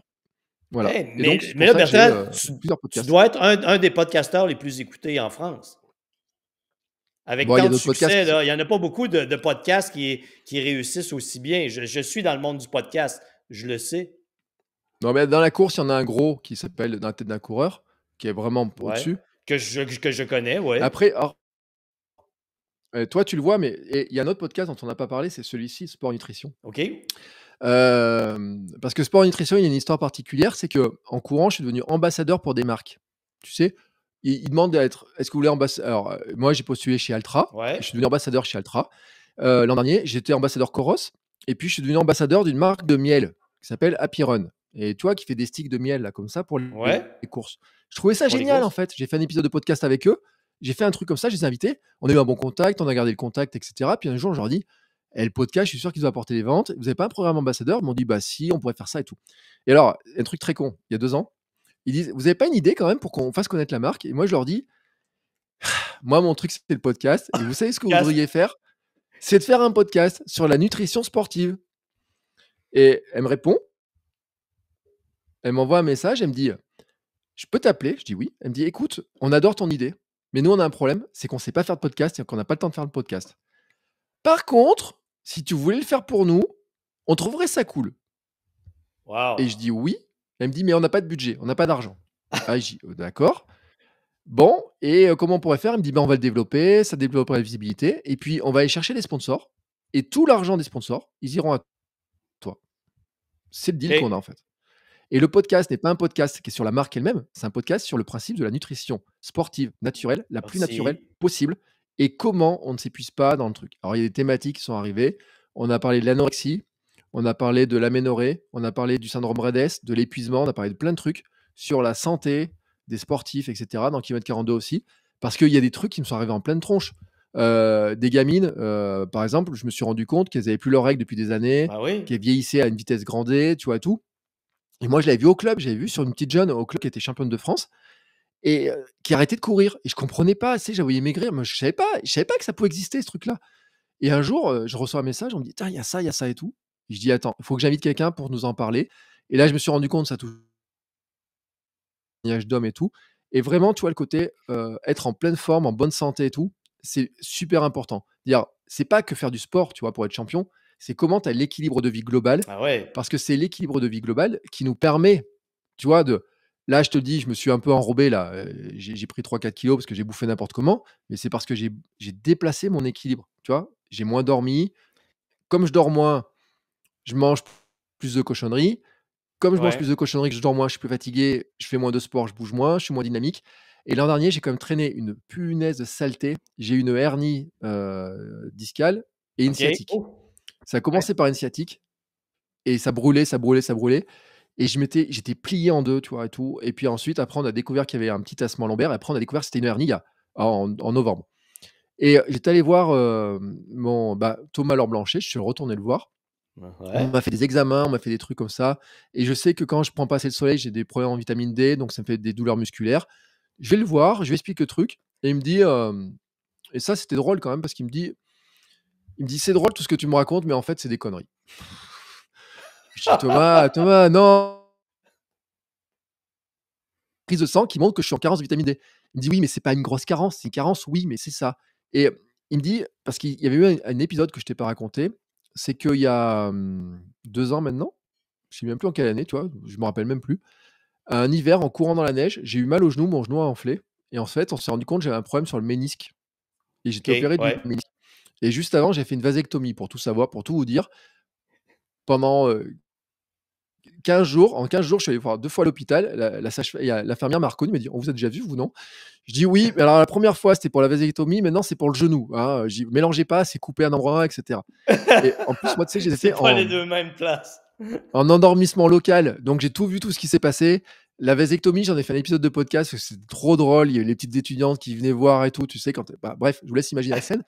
Mais j'en ai fait un épisode de podcast et d'ailleurs, j'ai plein de gens qui me disent merci d'avoir témoigné sur ce sujet-là parce que nous aussi, on va le vivre, on hésitait, etc. Tu vois, et c'est vraiment des sujets qui sont finalement importants, mais que personne n'aborde tant si facilement que ça. Et donc, l'opération du genou, la rééducation et tout. Et Thomas Laure Blanchet, tu sais, il me dit j'ai mal au dos, j'ai mal là et tout. Et il me dit Bertrand, c'est la sédentarité. Il me dit avec les opérations, avec la rééducation, tu es redevenu sédentaire. Tu vois, mon mouvement avait baissé et donc j'avais repris les mauvaises habitudes. Alors je buvais pas, tu vois, de coca ou trucs comme ça, mais je mangeais un peu moins bien parce que je courais plus, donc j'ai pas Ouais. besoin de préparer des objectifs et tout, donc j'ai perdu cet équilibre-là. Et il m'a dit ça en juillet, pas de l'an dernier, mais l'année d'avant. Et je suis sorti, tu vois? J'ai pris mon carnet de notes dans lequel je note toutes mes idées et je me suis dit quand même, il y a un truc, c'est que dans mon SAM, dans mon mouvement, il faudrait que je me force à bouger plus. Et tu sais ce que je me suis dit à ce moment-là? Comment je peux bouger plus? J'ai vu un mec sur internet, hein, qui s'appelle, je vais mettre plus son nom, enfin je retrouverai le nom là, tout à l'heure ça me reviendra. Et Ouais. il court tous les jours le mec. OK. Et je regarde son truc et il dit: «Moi je cours tous les jours, 10 minutes par jour ou 1 miles». C'est ce qu'il marque dans son truc. OK. Et je lui dis: «Tu sais, c'est pas con ce truc-là, ça m'oblige à sortir». Qu'est-ce que je Ouais. fais? Je prends mon compte Instagram, je dis: «Bah écoutez, aujourd'hui, boum, on est le 26 juillet, je commence à courir tous les jours». Et j'avais fait pareil pour le podcast. Tu sais, moi, je suis routinier et tout. J'ai fait pareil pour le podcast, j'ai fait ça pour des pompes, j'ai fait pareil pour plein de trucs. Et moulati pas que je commence à faire 1 jour, 2 jours, 3 jours, hop, hop, 1 mois, tu vois? Le mois d'avant, j'ai testé sur 1 mois, j'ai trouvé ça un peu pénible. Mais là, ça passait tout seul parce qu'en fait, j'ai mis un objectif qui était plus petit. Ouais. Et puis, je fais le premier mois, on part en vacances. Avant de partir en vacances, je vais courir. Tu vois, je dis: «Oh, c'est capable de passer ça dans la journée et tout». 2 mois, 3 mois, 4 mois, 5 mois, 6 mois. Bon, là, je te dis ça maintenant, on est à 570 jours. Donc tu vois, ça fait Wow! plus d'1 an et demi que je cours tous les jours. Aujourd'hui, j'ai Wow! fait, 7 bornes en marchant, en courant, tu vois? Et la tendance course-marche. J'ai même fait un blabla run. C'est-à-dire que j'ai appelé Laure, avec qui je fais des épisodes de podcast. On devait discuter des épisodes de podcast. Et ce qu'on fait, en fait, tu vois, avant, je parlais dans mon micro, des fois, pour faire des épisodes de podcast. Et des fois, j'ai fait Ouais. des épisodes en courant. J'ai fait plusieurs épisodes en courant, hein, pour, C'est parler très bien. d'endurance mentale. Et les gens, ils ont adoré. Ouais, certains m'ont maudit parce que j'ai fait ça au bord de la mer, tu entendais les mouettes, les bruits des vagues. Ils m'ont dit: «Quand tu es dans un bureau à Paris, tu entends un mec qui est en train de courir pendant 1 heure en discutant tranquillement, comme s'il était en train de marcher, ça nous fout les boules. Donc tu le refais pas s'il te plaît». Il y en a qui m'a dit ça et d'autres m'ont dit: «On a adoré ton truc, c'était génial et cetera». Je dis: «Bon allez, une fois de temps en temps, je vous ferai ce truc-là» et l'un dans l'autre en fait, ben, il se trouve que, maintenant, tu vois, des fois, on fait des petits blabla. C'est-à-dire que même si je fais des coachings et tout, je peux les faire en marchant, tu vois? Ouais. Dans mon équilibre, il y a Oui, vraiment des trucs ouais. et ma sciatique, ma hernie, j'étais vraiment emmerdé, tu vois? Et ça me faisait mal et tout et à Noël, j'ai investi dans un et avec Laure, on en a beaucoup parlé. Elle m'a dit: «Ouais, mais» elle me dit: «Franchement, faudrait peut-être que tu bouges un peu plus et tout» et l'an dernier, on a fait des expérimentations, mais des supers expérimentations, tu vois? Tu en veux une expérimentation? Parce que c'est drôle. Vas-y. J'avais super mal, mais j'ai regardé le calendrier et je me suis rendu compte que mon anniversaire tombe un dimanche, tu vois? Donc un Ouais. dimanche, 46 ans, qu'est-ce que je peux faire? 46 bornes, c'était déjà vu. Marathon, ça me bottait pas. Il y avait le marathon de Lyon, le fameux marathon que je pouvais pas courir, que j'ai pas couru, Ouais. 6 ans avant, ça me botte pas. Et puis j'ai un gars que j'avais reçu qui s'appelle Mehdi, qui est un bon pote maintenant, que j'avais reçu dans le podcast et qui avait expliqué comment il était passé de son canapé à coureur de 24 heures, circadien. Et tu sais ce qu'il OK. me dit? Il me dit: «J'organise mon 24 heures». Je dis: «Dis-moi la date». Bah, il me dit: «Le 1er et le 2 octobre». 2 octobre, c'est le jour de mon anniversaire. Et là, tu sais, ma tête, elle s'est mise à je dis: «Je crois que je vais venir pour fêter mon anniversaire chez toi en OK. courant 24 heures». Et là, il s'est passé un truc, c'est que l'entraînement, je l'ai fait que sur 10 semaines. Mais comme je courais tous les jours, OK. c'est passé crème, tu vois? Avec des séances, j'ai fait Ouais. 2 semis en 2 jours, des petits challenges et tout pour gagner tout un tas de conneries. Et sur ce, j'ai aucune douleur. Toutes mes douleurs ont disparu. C'est-à-dire que ma Wow. sciatique, rien du tout, mais rien du tout. Et dans la dernière semaine, je ralentis le niveau de course, mais tu vois? Parce que normal, tu sais, avant de se préparer une course, tu dis: «Je vais courir 24 heures», je ralentis. Je commence à recourir que 10 minutes, tu vois? Par-ci par-là, enfin tous les jours, mais que 10 minutes, un quart d'heure. Et Oui. le vendredi avant la course, je commence à avoir à nouveau mal. Et j'appelle, j'ai un copain qui s'appelle Hermano, qui a d'autres podcasts et tout. Et je dis: Ouais, «Écoute, Hermano. ouais, bah, oui, Hermano, tu connais Hermano, Ben, c'est je connais Hermano, mais oui. lui aussi que tu es venu chez moi». Et Hermano, on a une grande discussion. Je me rappelle parce que j'étais chez mon partenaire et tout là, Piron, en Bretagne. Et je lui dis: «Écoute, j'ai mal et tout, je commence à avoir mal, ça m'inquiète et tout». Et on arrive à la conclusion que mon niveau de sport minimum nécessaire était plus élevé que ce que je faisais quand je faisais que 10 minutes. Tu vois? Qu'il fallait que j'en fasse un petit peu plus et que j'en OK. rajoute un petit peu plus. Et la course, hein, le 24 36 kilomètres en 24 heures. Et à 11 heures, le jour de l'arrivée, j'ai eu mon gâteau d'anniversaire dans la nuit, tu vois? Il m'avait fait des trucs. J'ai eu OK. mes cadeaux, tu vois? Enfin, tu vois? Et champion du monde de mon monde. Et en plus, parce que pour ceux qui s'intéressent au podcast, j'ai fait un truc, mais ils savaient pas que je le faisais, en fait. J'ai pris mon micro-cravate, tu sais? J'ai un petit Ouais, ouais, micro-cravate là comme ouais, ça, ouais, tac, tac, comme tac. moi, ouais. J'ai pris mon téléphone et j'ai mis ça dans mes poches. Et au début, je me suis dit à faire des interviews des autres coureurs que je connaissais. Il y avait des gars et tout, je pense à Mathieu, Papa Roadrunner, qui était venu spécialement s'inscrire à la course et tout pour me rencontrer, tu vois? Ça me flatte un peu, tu vois? Enfin, je me sens, je me dis: «Attends et les gens, ils me soutiennent vraiment», tu vois? Le côté et je me dis: «Tiens, je vais enregistrer, je vais poser des questions et tout», tu vois? Je commence à faire des petites séquences audio, tu vois? Ouais. Pour documenter, je veux dire, je vais faire un podcast sur le sujet. J'avais raconté la préparation dans Kilomètre 42, j'avais raconté tout ça. Au début, boum, j'enregistre le coup de starter. Ah, je dis: «C'est cool, j'écoute Starter» et puis je commence à courir, puis je cours à côté d'un mec et tout, Fabrice. Je dis, et puis je démarre le micro, je dis: «Ça va Fabrice?» Et on commence à discuter. Ah, je dis: «Tiens, c'est sympa» et en fait, ce que j'ai fait, c'est que toutes les heures, je dis: «Alors voilà, ça fait 1 heure que je cours, on est à telle vitesse, je suis un peu lent et cetera, ta ta ta ta ta ta». J'ai fait ça pendant 24 heures. Je croisais quelqu'un, je lui disais: «Ça va?» et tout, genre et à la fin, j'ai eu un cadeau inestimable. J'ai je peux pas t'expliquer comment c'est incroyable. Mais c'est là où, tu vois, des fois, le sport, ça t'ouvre des perspectives. Moi, dans mon podcast, je développe un concept, c'est le vieillard galopant. C'est-à-dire que je fais pas du sport pour être un champion, parce que ça, c'est trop tard. Ouais. Ma fille pensait que j'allais faire les jeux olympiques quand même, hein, donc j'ai dit: «Bon, Camille» Dans une prochaine vie. et passe pas loin de la maison, elle m'a dit: «Papa, tu vas faire la course qui monte à la montagne?» J'ai «Je non, je peux pas la faire moi». Mais elle me dit: «Mais tu t'entraînes beaucoup en vélo pourtant». «Oui, mais celle-là, je peux pas la faire, tu vois? C'est des champions et tout» Et donc, j'étais sur quoi là? J'étais sur le, j'ai perdu mon fil, je suis désolé. Ben, il Hem, t'est arrivé quelque chose d'extraordinaire. ouais, un truc extraordinaire en fait, c'est que le vieillard galopant, tu vois, c'est un concept de dire être capable de faire alors pas un marathon, mais à 80 ans, être capable de courir, à 70 ans, être capable de Ben courir. oui, Être capable de porter ma fille sans avoir mal au dos le voilà. plus longtemps possible. J'étais très marqué par j'ai un mentor, tu sais, ce que j'appelle un cercle des mentors. Ce sont des gens à qui je n'ai jamais parlé, qui sont très connus Oui, et même certains sont morts. Mais en fait, je me dis: «Comment lui, il ferait son truc?» Et j'ai été marqué par un mec qui s'appelle Rich Roll, que tout le monde connaît, Rich Roll, ultra, triathlète, drogué, alcoolique et presque en prison, à wow, triathlète, Ironman. Et en fait, il a fait le tour d'Hawaï avec un mec qui était handicapé, qui avait un problème. Ils ont fait le tour d'Hawaï en Ironman en 7 jours. OK. 7 Ironman en 7 jours. Wow. Tu vois? Un truc de dingue. Il a fait une biographie, il explique tout ça et dans sa biographie, il raconte un truc, il dit: «Un jour, j'arrivais pas à monter les marches d'escalier, j'ai eu ma petite fille et je me suis dit: "Je serai pas à son mariage"». Et ça a Oh, résonné en moi. Je me suis dit: «Mais en fait, j'aurais pu vivre ça». C'est-à-dire que si j'ai pas perdu mes 30 kilogrammes, j'aurais ouais, pu être Rich Roll dans la situation de dire j'aurais été un vieux mec aigri, gros, ouais, 110 kilogrammes, 120 kilogrammes et ma fille, elle serait peut-être même pas née parce que j'aurais même pas eu envie de faire ouais. un gamin. Et ou alors s'il était né, tu vois, j'aurais été en mauvaise santé, je pourrais pas jouer avec elle, je pourrais pas la porter, on pourrait pas faire du vélo et tout. T'as Et je dis ça réalisé que maintenant. t'as réalisé que tu aurais pu profiter d'une mort prématurée. Ouais, exactement. Et je vois ma fille et je me dis: «Comment je fais pour l'accompagner le plus longtemps possible?» Tu vois? Moi, je l'ai eu tardivement ma fille, on l'a eu, j'avais 41 ans. Et je me dis: «Comment je fais pour que l'accompagner le plus longtemps possible?» Et je me dis: «Mon espérance de vie, en bonne santé en France, l'espérance de vie, c'est 65, en bonne santé, hein, sans maladie, 65 ans, l'âge de la retraite». Ouais, Je dis: «Quand même, il faut aller plus loin que ça». ben ouais.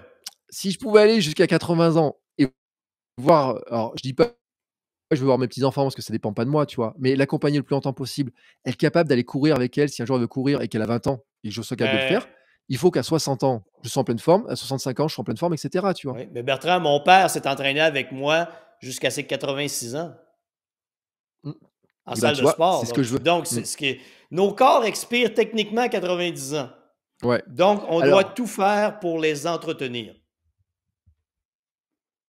Et donc, je veux ça, tu vois? Et mon concept, c'est le vieillard galopant. Et donc, j'ai un cadeau inestimable ce jour de 24 heures. À la fin, tu vois, je te cache pas, hein, je suis quand même dans le dur, hein. Dans la nuit, si vous écoutez le podcast, parce que j'ai publié le podcast en direct, enfin le mercredi après, j'ai fait un petit montage, j'ai publié le podcast en disant: «Bah, je vous fais vivre Hey, le Bertrand, podcast en live». est-ce qu'on peut retrouver tous tes podcasts sur bertrandsoulier.com? Ouais, tous, ils y sont tous, ouais. OK, parfait. Et donc, il y a le numéro, je sais pas combien de faut chercher, c'est du 5 octobre 2022. Il y a le 24 heures inside. Il fait 2 heures et donc tu m'entends parler avec les gens, tu m'entends les raconter mes histoires, tu m'entends en pleine nuit à 2 heures du matin dire: «Punaise, est-ce que je vais arriver à passer la barre des 100 kilomètres?» et cetera. Et quand je passe la barre des 100 kilomètres et qu'est-ce que je fais? Je fais une petite danse, tu sais, de la joie, je mets ça sur Instagram et tout. Et puis il y avait un masseur, et vraiment monsieur Récup, c'est un gars extraordinaire. Puis en plus, je le dis parce qu'il a participé à la keynote pour, acheter mon vélo. Et il met sur la table et il me masse les jambes avec du massage profond, tu sais, musculaire. Ouais. Et en fait, j'ai enregistré l'intégralité de nos discussions pendant le massage. Et j'ai dit: «Tu sais, je savais même plus si je devais pleurer ou rire tellement il me faisait mal à me faire passer les contractures». Je fais un truc, je dis: «Aïe, monsieur Récup!» Et je dis: «Mais arrête, tu me fais trop de bien, mais tu me fais du mal et tout». Et tu sais, on a rigolé. Je dis: «Mais qu'est-ce que tu vas me faire, monsieur Récup?» Et donc je lui ai dit, j'avais eu en podcast déjà, je lui ai dit: «Bah, explique ce que tu fais, comment tu fais et tout». J'ai tout enregistré et à la fin, j'ai fait un montage. Mais le saut, c'est que dans la dernière heure, je suis complètement mort et il y a un petit chemin, tu sais, sur un 24 heures, tu fais toujours le même parcours. Ouais. Tu fais 100 fois la même boucle, grosso modo, quoi. Et il y a un petit monsieur qui vient me voir à côté de moi, j'étais en train de marcher et il me dit: «Je peux courir avec vous?» Bah, je lui dis: Pourquoi «Oui». pas? Enfin non, il me dit: «Je peux courir avec toi». D'accord. Commence et je dis: «Mais vous savez, moi, je peux pas trop courir». Il me dit: «Non, mais tutoie-moi». Je dis: «D'accord, bah, tu». Alors tu sais, moi, je sais pas quel âge il avait. Il dit: «Écoute», je dis: «Oui, mais je vais faire un peu d'alternance course-marche, hein, et tout», je dis: «Peut-être je vais vous ralentir». Il me dit: «Non, mais tu sais, moi j'ai fait mon petit entraînement, j'ai fait tant de kilomètres et cetera, je fais un semi tous les week-ends en général, j'en ai pas fait donc je suis venu vous voir et tout». Je dis: «C'est cool». Puis on discute et je lui dis, il me dit: «Je m'appelle Jean-Claude». Je dis: «Et tu as quel âge Jean-Claude?» Il me dit: 80 ans». Hein! Et là je regarde, je dis: «Waouh, attends!» Et alors, tu sais, là, mon réflexe, je prends le truc, je mets le micro, j'enregistre et en fait, on a passé 35 minutes à discuter et il m'a expliqué son parcours de vie, ce qu'il faisait pour être en pleine Wow. forme, comment, en fait, il s'entraînait, comment il faisait des marathons. Parce que tu sais, il m'a dit un truc et qui est tu sais ce qui m'a rappelé mon histoire de départ? Je t'ai dit: «Moi, je m'inscris à des courses, ça motive». Il m'a dit: «Ouais, parce que tu vois, les coureurs le vendredi, faire 5 kilomètres comme ça et tout, c'est pas motivant au bout d'un moment». Il dit: «Alors que faire un petit, semi-marathon ou un 10 kilomètres le week-end et ben, c'est mon entraînement, tu vois, c'est plus motivant, on se met un peu la niaque et cetera», tu vois? J'ai dit: «D'accord» et tout. Après, il m'a parlé du repas, il m'a parlé de son alimentation, il m'a même parlé de son poney avec qui il allait courir des fois, tu vois? Mais vraiment un truc et à la fin, je lui dis: «Jean-Claude, tu as vraiment été mon cadeau, mon gros cadeau de Noël quoi d'anniversaire parce qu'en fait, tu es le vieillard galopant que je veux devenir». Tu vois? C'est le mec en fait, Quelle belle image, quelle belle ouais, image. il a matérialisé le fait qu'en fait, c'était possible. Qu'en courant parce que je lui dis: «Mais tu cours depuis quel âge?» Alors il a fait, je crois, je vais pas te mentir, je crois qu'il a fait 50 marathons ou un truc comme ça. Mais il a commencé à courir qu'à 40 ans, tu vois? À peu près, comme moi quoi, grosso modo, tu vois? OK. Et en fait, il me dit: «Non, mais avant je faisais un peu de foot, je faisais un peu de ça et tout et puis j'ai changé mon alimentation, maintenant on mange différemment, on a refait la cuisine». Je dis: «Mais je fais pareil». Tu vois? Je dis: «Mais» je dis: Voilà. C'est pas possible». Tu vois? Le Jean-Claude, mis à part que j'aurais probablement jamais de cheval, je dis: «Mais le Jean-Claude, en fait, c'était exactement Hein.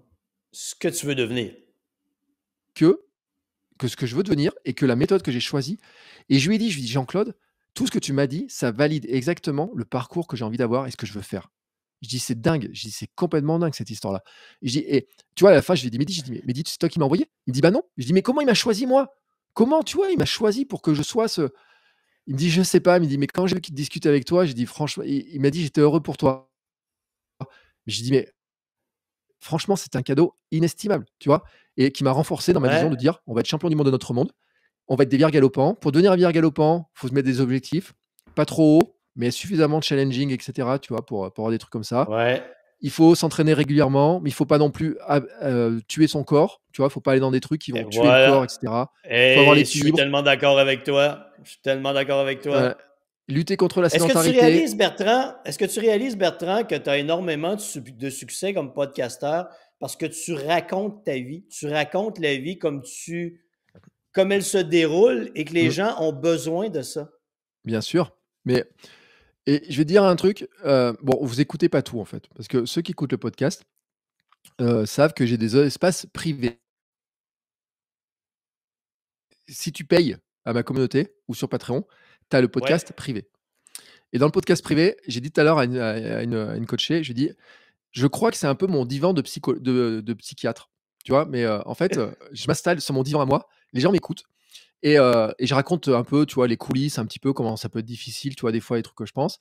Dans ma newsletter aussi, je raconte ça et j'ai un gars, bah, qui habite d'ailleurs maintenant au Canada et qui m'a dit: «Bertrand, tu n'es jamais aussi bon que quand tu parles avec sincérité de ce que tu vis au quotidien» Ouais. et les épisodes de podcast, ceux qui ont le plus de succès maintenant, tu sais, j'ai des invités dans le podcast, des fois, j'ai des épisodes solo avec des questions. Il y a un épisode, j'ai eu 50 questions quand même, hein, sur le Wow. forum aux questions du 24 heures. Donc autant te dire, j'ai pris Hermano en maître de cérémonie parce que je dis: «Sinon, je vais m'y perdre et tout». On a fait 2 heures d'épisode de discussion, mais c'était génial, tu vois? Hermano, Ben pour oui. moi, c'est une rencontre grâce à la course à pied et tu sais, en fait, en ce moment, je suis certifié en préparation mentale aussi, je m'intéresse beaucoup à ces sujets-là et tout. Je suis en train de me certifier en nutrition et il y a un truc, tu sais, quand même, j'ai fait l'autre jour un épisode avec un mec sur la dépolarisation et ça me fait beaucoup réfléchir, en fait, à qui je suis en train de devenir, tu vois? Et qui j'ai envie de devenir et compagnie. Et en fait, je lui ai dit un truc et je m'en suis rendu compte, c'est que si je m'étais pas blessé pour mon premier marathon, le fameux marathon où je me blesse avant, tout le reste, en fait, n'existe pas. Parce que ça se trouve, j'aurais couru le marathon, j'aurais fermé le podcast Ouais. et là, on se parlait C'est jamais, tu vois? fini. Je serais pas passé au minimalisme, parce qu'il y a des trucs que je t'ai pas dit, c'est que je cours pieds nus, je cours en sandales, je cours pieds nus. L'an dernier, j'ai couru un mois pieds nus, sur mes chemins, tu vois? Et tout, Ouais. enfin, tout ça, tu vois? C'est parce qu'il y a un truc aussi, c'est que dans ma vie, j'analyse tout ce que je fais et je le raconte. C'est-à-dire, je fais un truc, je me Ouais. dis: «Ça pourrait être une bonne idée», je le teste, je regarde ce qui se Et passe, je le raconte. mais Bertrand, cette formule, c'est une formule exceptionnelle. Et ce que je comprends, c'est que tu es en train de l'enseigner à plein de personnes qui veulent lancer un podcast. Bah, c'est-à-dire qu'en fait, c'est-à-dire que ceux qui veulent lancer un podcast, et ils peuvent lancer un podcast. Il y a plein d'écoles pour lancer des podcasts, plein de méthodes. Mais la méthode Bertrand Soulier, elle est un petit peu, elle est un comment dire? Elle est un petit peu hard sur certains aspects. En fait, elle est issue de la course à pied. Tu vois? C'est-à-dire que je considère qu'en fait, le meilleur moyen de lancer un podcast, c'est pas de le préparer dans ton coin pendant des mois, mais c'est de t'entraîner un petit peu régulièrement, presque tous les jours, pour lancer un podcast et être, Ouais, habitué à parler dans le micro. Tu vois? Que parler dans le micro, ça devienne une seconde nature, que ça devienne une habitude, que les idées, tu vois? Et bien sûr, moi, tu vois, j'ai fait 1 200 ou 1 300 épisodes de podcast, j'ai 1,6 million d'écoutes ou 1,4 million ou tu vois, je sais même plus à la fin avec les différents podcasts parce que ça monte et ça descend. Mais ce que je veux dire aux gens, c'est que s'ils veulent faire du podcast, il faut qu'ils parlent d'un sujet que c'est eux, en fait. ouais, Parce que les gens, ils arrivent sur un podcast pour le sujet, mais ils restent pour le podcasteur. Je peux lancer des podcasts sur un sujet, et j'ai des gens qui vont écouter parce que c'est moi qui le fais. oui, Et ce que je veux enseigner dans mon école, à moi, tu vois, qui s'appelle pas une école, ouais. mais c'est de dire aux gens: «Tu as pas besoin d'être un expert d'un sujet». La preuve, j'étais un imposteur de la course à pied et j'ai un podcast sponsorisé par Nike, Adidas, The Ouais. North Face, le Club Med, Dacia pour les bagnoles, Babel pour les langues et tout, tu vois? Je fais, plusieurs milliers d'euros chaque année. Le podcast Sport et Nutrition est sponsorisé par une marque aussi. Je le fais en partenariat avec une autre marque. J'étais ambassadeur de différentes marques, alors que pourtant, mon temps sur marathon, c'est 3h46. C'est pas rapide, Excepti non. c'est pas tu vois? Mais la moyenne au marathon de Paris, c'est 4h20 pour les hommes, 4h40 pour les femmes. On va dire 4h30. Ouais, Je suis plus rapide que la moyenne. Alors je me suis considéré comme un coureur lent, mais je suis ouais. pas un champion. Il y a jamais une marque va venir me dire: «Tiens, on te donne des godasses Parce que tu es champion. parce que tu es champion». Et pourtant, Adidas, ils m'ont donné des godasses, ils ont donné de l'argent pour apparaître dans le podcast, ils ont sponsorisé le podcast pour qu'il soit encore écouté plus partout et tout. Et et tout ça pourquoi? Parce qu'en fait, ce qui les intéressait, l'épisode, en fait, ce qui les intéressait et c'est un truc qui est dingue, je leur dis: «Je fais quoi comme épisode?» Il y avait le choix entre faire avec un invité ou alors j'avais ma formule solo. Et je leur dis: «Bon, ce qui marche bien chez moi, c'est les FAQ, les foires aux questions». Et je dis: «Bon, vous voulez que je teste des chaussures? Ben, on fait une FAQ sur les chaussures». Et alors le truc de dingue, en fait, c'est que j'ai dit, sur Instagram, je dis: «Voilà, si vous avez des questions sur les chaussures, sur la course minimaliste, sur n'importe quoi, vous posez les questions». Et il y a 2 heures d'épisode dans lequel je parle des tests des chaussures, mais où je Ouais, réponds à toutes les questions sur comment je suis passé au minimalisme, comment j'ai travaillé ma cadence de pas, comment je gère mes blessures, comment je gère mon ouais, opération du genou, comment je fais ça, comment je fais ça, comment je fais ça. C'est que du moi, tu vois? C'est que, qu'est-ce que je ouais. fais? L'autre jour, mon podcast qui met 350 sur, le vélo, j'ai raconté mon histoire, ma non-histoire d'amour avec le vélo. J'ai raconté toutes les étapes, mon enfance, comment on m'a piqué un vélo, comment je me suis pris un gadin à 18 ans, comment j'ai failli rater mon bac à cause du VTT, tu vois? Des trucs comme ça. Ouais. Et en fait, quelqu'un m'a dit: «Mais j'adore cet épisode!» Voilà, Mais Bertrand, tu vois? toi, Donc c'est ça que je partage. tu pas d'hésitation. Moi, ce que je remarque, c'est que les gens qui veulent lancer des podcasts ont souvent peur de la critique, Mmh. ont peur de s'exprimer, ont peur de ce que les autres vont penser. Mais je crois que tu es un peu comme moi, tu t'en fous un peu de ce que les autres vont en penser. Non, c'est pas vrai. Non! Non, non, Non! non, je te jure. Et attends, et attends, tout à l'heure, je t'ai dit, j'ai couru en discutant et j'ai couru en discutant avec Laure et ça peut être une confidence, tu vois? Je te le fais parce qu'on est entre amis. Le sujet dont on a discuté, c'est le syndrome de l'imposteur et je lui dis: «Écoute, moi, j'ai un truc, c'est dingue, c'est mon syndrome de l'imposteur». J'étais Tu vois, je t'ai parlé de celui-là dans la course à pied, mais même dans le podcast, avant de lancer mes formations podcast, j'ai attendu de faire peut-être 500 ou 600 épisodes avant de lancer ma formation sur le podcasting, en fait. Ce qui est totalement dingue. Et pourquoi? Parce qu'en fait, j'ai la trouille, parce que j'ai peur, parce que j'ai des mon estime de moi, ma confiance en moi, elle est au plus bas. Et les histoires, tu vois, de ma vie telle que ça a été fait, j'ai pris des claques. L'amour, à des moments a été compliqué au niveau de la famille, des relations, et cetera. Et en fait, pour moi, c'est pas facile à gérer, tu vois? Tout ce truc-là, il est pas facile à gérer. Et en fait, je suis un introverti, déjà. Alors peut-être tu t'en rends pas compte, mais moi, je suis un vrai introverti. C'est-à-dire que là, bon, tu es dans ma caverne, tu vois? C'est tranquille, j'ai mes dossards derrière, Ouais, j'ai les petites lumières, tu vois? Tout. On est en confiance, on est peinard. Je peux te raconter n'importe quoi. Tu me mets devant une salle, alors, j'ai été 10 ans enseignant à la fac. Tu me mets devant un amphithéâtre avec 200 ou 400 élèves, je fais mon spectacle. OK. Tu vois? J'aurais voulu faire du spectacle et cetera, je suis capable. Par contre, si à la fin, tu avais 3 élèves qui venaient me voir pour poser une question, ils me pompaient mon énergie, mais littéralement. Les TD avec un groupe de 10 élèves, j'en sortais mais liquidé. C'est pour ça que j'ai arrêté d'enseigner, parce que j'en sortais mais fatigué. Tu vois, mon équilibre de vie se perdait parce que je n'arrivais pas à faire ça. Et j'avais dit un jour, on m'a dit: «Vous pouvez continuer à faire des cours?» «Ouais, mais moi, je veux pas les TD, je veux juste faire le show dans le grand amphi là. Vous avez l'amphi de Ouais. 400 places?» «Oui». «La petite salle de 10 places?» «Non». Elle m'a dit: «Non, non monsieur, c'est là». Ah, je dis: «Non, moi j'arrête. Ces conditions-là, j'en peux plus, je veux ça, j'arrête et tout».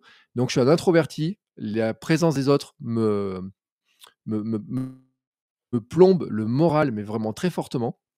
En revanche, j'ai découvert un truc qui est important, c'est que ce qui est là où j'ai le plus de force chez moi, en fait, c'est que je ne croyais pas que c'était possible, mais il paraît que je sais écouter les gens OK. et que mon cerveau est capable de faire des liens entre différents sujets. Donc mon temps, moi, je lis beaucoup de livres, je fais plein d'expériences sur moi-même, tu vois? Je me teste et Ouais. tout, on a fait un mois sans gluten et je t'ai pas dit ça. On fait un mois sans gluten et sans lactose à la maison. J'ai fait un podcast. Pendant un mois, j'ai raconté pourquoi, comment ça se passait, quels étaient les produits et tout. Hermano, qui est sans gluten, sans lactose, sans gluten à la maison, il a appris des trucs, alors que sa femme, elle était allergique, tu vois? Comme quoi, même à des gens qui connaissent le sujet, je leur ai appris des trucs en faisant mes petites recherches et mes petits essais. Ce Ben qui montre ouais! que finalement, sentir imposteur, moi, je me sens imposteur et donc je te disais tout à l'heure, on a discuté avec Laure de ce sujet-là, je lui dis: «Mais moi, écoute», je dis: «Vendre des coachings dans ce truc-là, ça me semble super compliqué, je me sens pourquoi on me ferait confiance à moi?» Et tu sais, là, d'un coup, il me dit: «Ah mais attends, tu rigoles?» Mais je dis: «Non, je rigole pas». Il me dit: «Tu as perdu combien de poids? Tu as pris ça, tu as fait ça, tu as fait ça. Tu crois pas que ceux qui veulent faire comme toi, ils ont juste besoin de ces conseils-là, de montrer?» Je dis: «Oui, mais je le fais déjà dans le podcast». «Oui, mais ils ont besoin de conseils personnalisés et tout». Alors tu vois, il y a ce chemin qui se fait là. Ouais. Mais Mais en Bertrand, tu fait es vraiment dans l'ère, tu vraiment dans l'ère moderne des créations de nouvelles entreprises. Les mmh, gens ne cherchent pas nécessairement des spécialistes. Les gens cherchent des gens qui sont capables de leur parler à leur niveau et de leur ouais. expliquer comment ils ont vécu les mêmes expériences et comment ils s'en sont sortis. Et Mmh. c'est ce que tu Mais c'est fais. ça. Bah oui, mais en fait, moi et quelqu'un le dernier, j'ai fait un coaching, il m'a dit, il me dit: «Toi, tu as une sorte de défricheur». Et je dis: «Quoi?» Il me dit: «À chaque fois que je cherche une information, on a l'impression que tu l'as testée avant les autres». «Comment ça?» Bah, il me dit, «Bah, écoute, le podcast de ça, tu as fait ça, là, je cherchais une information là-dessus, je tombe sur ton blog, tu as ça». Je dis: «Bah, en fait, je suis pas un défricheur, tu sais, moi. Je suis peut-être un défricheur sur un truc, c'est que je fais du blog». En fait, j'ai commencé à faire des sites internet en 95-96, à l'époque où personne n'avait de site internet. Tu vois? Enfin, je peux raconter une anecdote, hein, j'étais en IUT, donc bac plus 2, tu vois? Je venais juste d'avoir mon bac et il y a un prof qui a repéré qu'avec deux trois gars, on n'était pas trop mauvais en informatique. C'est-à-dire qu'à l'époque, être bon en informatique, c'est savoir se servir d'Excel. Tu vois? Gagner trois OK. trois ding ding ding ding, on s'ennuyait. Ding ding Ouais. ding ding ding ding, on s'ennuyait. Tac, bam et le prof, il ouvre la porte, il dit: «Bon, le projet informatique, il faut faire ça et tout». Ouais, ça va être vite fait? Ouais. Il dit: «J'ai une idée pour vous». «Ouais, c'est quoi?» Il dit: «Bah, on pourrait faire le site internet de notre formation, pour les portes ouvertes et tout, pour qu'on fasse venir des nouveaux étudiants». Je dis: «Ouais, super» et puis on se regarde, on dit: «Oui, d'accord». Tu sais, ça nous sortait d'Excel, quoi et il dit: «Vous avez une question?» «Ben, oui». Et il dit: «C'est laquelle?» On lui dit: «C'est quoi internet?» Parce que moi, j'ai eu mon Ouais. bac, j'ai vécu la première partie de ma vie, mes 18 premières années, mes 20 premières années, sans avoir internet à la maison, tu vois? J'ai eu moi internet Ouais, à la maison qu'à 24 ou 25 ans comme et moi. Ouais. heu et donc il nous a ouvert une salle avec une petite clé. Il a dit: «Attention, cette clé-là, elle est précieuse». Une grande salle, un ordinateur au milieu. Il dit: «C'est le seul ordinateur de l'immeuble qui est connecté à internet». On est allé voir, on a trouvé 3 sites. J'ai acheté un bouquin, on a commencé à programmer le site internet et tout. Le site n'a jamais été mis en ligne parce que le responsable informatique a considéré que c'était trop dangereux, tu vois, d'avoir un site internet à l'époque, ce qui paraît complètement Oh! dingue et Ah! donc j'ai Hey, commencé à faire des sites l'époque comme des ça. dinosaures! Ouais, des dinosaures. C'était au siècle dernier, fin du siècle dernier et en fait ça, et ben, finalement, j'ai commencé à faire de l'internet avant, plein de gens. Après, j'ai commencé à avoir un blog, ça s'appelait pas encore blog, le mot blog n'existait pas, WordPress n'existait C'est pas, j'ai pas? commencé à avoir un petit journal, tu sais, en ligne et puis quand Ouais, WordPress est arrivé, newsletter. j'ai déménagé ça en Ouais. WordPress et cetera. J'ai commencé à faire des sites, d'information locale alors que moi, tu vois, là où je suis, j'ai commencé à faire un site pour informer sur la vie de ma ville, alors que le journal local n'avait pas de site internet. Eux, ils avaient pas de site et moi, tu sais, j'étais en stage loin, je regardais les équipes, le résultat de l'équipe de foot, je le voyais pas sur internet, je pouvais pas acheter le journal et cetera. J'ai dit: «Je vais faire un site» Et eux, quand ils lancent leur site 2 ans plus tard, ils viennent m'acheter de la pub en me disant: «On a besoin de faire connaître notre site, toi, tu es le leader du marché». Je dis: «Vous êtes» putain et le gros journal qui a 300 journalistes, un jour, Le Parisien, il a déclaré: «Bertrand», enfin, pas Bertrand, il dit: «Cyberbounia», c'est le nom du site, «est notre principal concurrent». Et là, Wow! j'ai rigolé, je dis: «Attends, ils sont 320 journalistes, ils sont 600 salariés et moi, je suis tout seul sur mon canapé à bouffer, des trucs de coca, manger n'importe quoi, faire 107 kilos». D'ailleurs, il y a une vidéo de l'époque qui est très drôle parce que je suis très gros, tu vois, très massif et tout. Et il y a le Mais journal, télé local qui va faire un reportage et qui me suit partout pour courir et qui me dit: «Mais tu galopes et tout», tu vois? Mais j'étais énorme. Si maintenant ils venaient me suivre, ils arriveraient même plus à me suivre, tu vois? Maintenant que je cours dans tous les sens. mais Mais pour montrer qu'en fait, je suis toujours un peu en avance. oui, et tu sais, Bertrand, il y a une chose qu'aujourd'hui, pourquoi on arrive à devancer plusieurs médias, des gens simples comme toi et moi, c'est la rapidité de production. Mmh, C'est bien qu'avec un sûr. téléphone, on arrive à tout faire, là. Je peux me filmer, mettre ça en ligne, c'est réglé. Je viens de produire quelque chose qui intéresse les gens Mmh. et c'est pas compliqué, c'est ce que les gens veulent. Et on est dans un monde qui est totalement différent et on est capable de produire nettement plus rapidement que les médias standards. Mais en fait, on a un truc, c'est qu'on a surtout pas de hiérarchie, tu Voilà. vois? Il y a personne. Mais tu sais, moi, les hiérarchies, ça me fait enfin, je peux le dire. Allez, je vais encore raconter une anecdote, ça va être, on va finir de balancer. Quand j'étais à la région, enfin, j'étais au conseil régional d'Auvergne, c'est là où j'étais harcelé moralement. À l'époque, en fait, j'étais rentré en tant que webmaster et à l'époque, sur Facebook, c'était Facebook le roi des réseaux sociaux et ils avaient lancé les pages. Ils commençaient à lancer les pages Facebook, tu sais? Il y avait les Ouais. groupes, ils commençaient à lancer les pages et moi, je suis là, tu sais, je fais ma veille et tout, je dis, à un collègue en face, je dis: «Écoute, nous, on est là, la région, l'Auvergne». Je dis: «On devrait lancer une page Facebook». Il me dit: «C'est quoi?» Et je lui explique. Il me dit: «Ah, c'est pas mal». Il me dit: «Mais on la ferait sur quoi?» Il me dit: «Sur le conseil régional ou sur Je dis: «Non, non, conseil régional, tout le monde s'en fout, on va le faire sur l'Auvergne, la promotion de l'Auvergne de ce qu'on fait». Il me dit: «Et maintenant on fait quoi?» Je dis: «Bah, il va falloir qu'on fasse valider l'idée». Et alors tu sais, tu es en communication, donc j'avais un responsable com, une, une sous-directrice, un directeur et après il fallait que je remonte au cabinet, directeur de cabinet et président pour valider. Ouais. Et là je le regarde, je dis: «Et attends, pour l'instant, il y a personne qui l'a fait». Il me dit: «Eh ben, écoute, je te donne il me dit: «Tu me demandes quoi là?» Je te dis: «Rien». Il me dit: «Je te donne pas l'autorisation, mais si quelqu'un demande, je dirais quand même que tu m'en avais vaguement parlé et donc que, bah, c'était peut-être pas si bête que ça. Mais il me dit: "C'est toi le responsable"». Je dis: «OK». Et ben, écoute, je dis: «Tu sais quoi?» Pouf, j'appuie sur le bouton, je dis: «Ça y est, c'est lancé». Et donc je me suis mis à partager les informations sur le site, tu vois, des trucs comme ça et tout. Et un jour, j'ai le téléphone du directeur de cabinet qui m'appelle, son numéro interne, je dis: «Oui». Et il me dit: «Oui, bonjour, tu peux venir me voir?» «Oui, oui, tout». «Qu'est-ce qu'il y a?» Il me dit: «C'est toi qui as fait ça?» «Oui». Et puis, à l'époque, il y avait quand même un détail, c'est que la page, elle avait 7 000 abonnés, 7 000 fans. Il me dit: «C'est génial! Wow! C'est génial!» Et il me dit: «Mais comment on l'a pas su?» Je dis: je dis: «Franchement, j'ai fait ça, parce que moi, je pensais que c'était un bon truc, j'ai pris l'autonomie, j'en ai parlé à». J'en ai parlé, hein, quand même, hein. «Ouais, mais il nous en a pas parlé». «Oui, mais j'en ai parlé quand même et tout». Il m'a dit: «Tu sais quoi?» Je dis: «Non». Il a dit: «Théo, il y a telle région qui m'a appelé, ils veulent savoir comment on a fait. Ils veulent des conseils». Et je dis: «Ah bon?» Il me dit: «Je fais quoi alors?» Il me dit: «Bah, tu sais quoi? Bah, la semaine prochaine, on prend le train, on monte à Paris sur 2 jours et on va l'expliquer aux autres gens des autres régions, des directeurs com et tout. On va leur expliquer comment tu as monté ça». Je dis: «Mais c'est qui explique?» Bah, il me dit: «Bah, c'est toi qui l'as fait et tout». Donc je me suis retrouvé, moi, tu vois, le mec avait fait ça dans son coin, comme ça, en me disant que c'était une bonne idée. Mais en fait, statistiquement, la première page de collectivité locale en France, de région, a été créée par moi, avant les autres. Tu vois? Wow! Encore un truc sur le truc en T'es disant: un «Mais précurseur.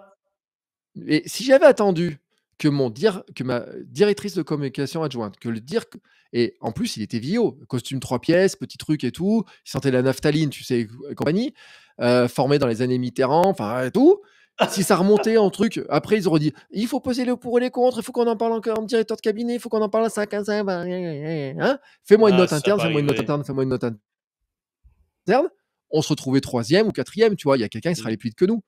Donc moi, j'ai fait ce truc-là. Et après, bon, il se trouve que ça tombe bien. Après, bon, ça m'a valu quelques emmerdes parce que quelqu'un d'autre a voulu ma place, on a eu la pression sur moi. Mais ça aussi, tu vois, j'ai testé le burn-out un petit peu. Ça s'appelait pas burn-out, tu vois, mais pression morale, etc. Ouais. Même la vasectomie, tu vois, le fait que je parle de la vasectomie, quand je regarde les C'est une bonne statistiques, chose. il y a plein de gens qui me disent, mais nous, on veut faire, on savait pas que ça existait et tout. Je suis passé dans des journaux, tu vois, dans des magazines, parce que sur mon blog, j'ai dit, je fais une vasectomie. Je vous Victomie, explique était-il? exactement pourquoi. Je fais un podcast.